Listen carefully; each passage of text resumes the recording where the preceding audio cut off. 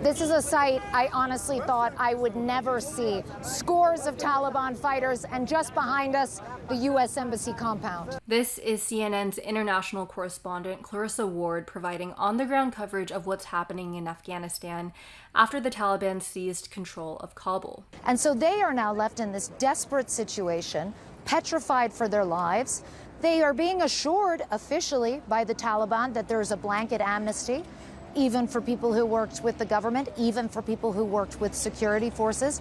But it doesn't take a genius to realize that for a lot of people, they're too scared to believe that. They have huge reservations. My presence soon creates tension.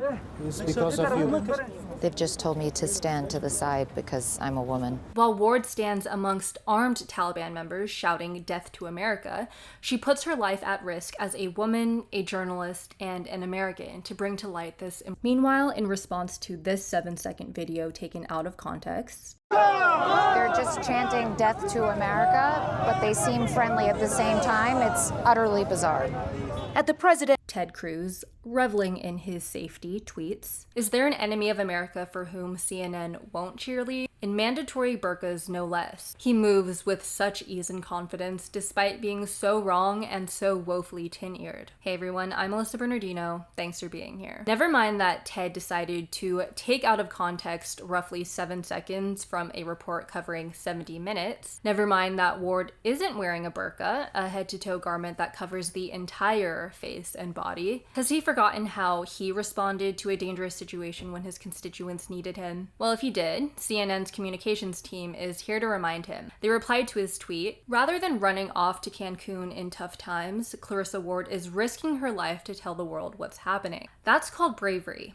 Instead of retweeting a conspiracy theorist misleading soundbite, perhaps your time would be better spent helping Americans in harm's way. The conspiracy theorist they're referring to, Jack Posobiec, is a far-right OAN anchor tied to white supremacy. And the running off to Cancun, of course, refers to Cruz's escape to the Mexican resort town during a time that Texans were facing a severe winter storm that left millions without power and more than 200 people dead. In the full segment, Ward interviews Kabul residents as well as members of the Taliban. Residents spoke of their fear and how they struggled to process the occupation that was carried out in a matter of days. what does the future look like to you now?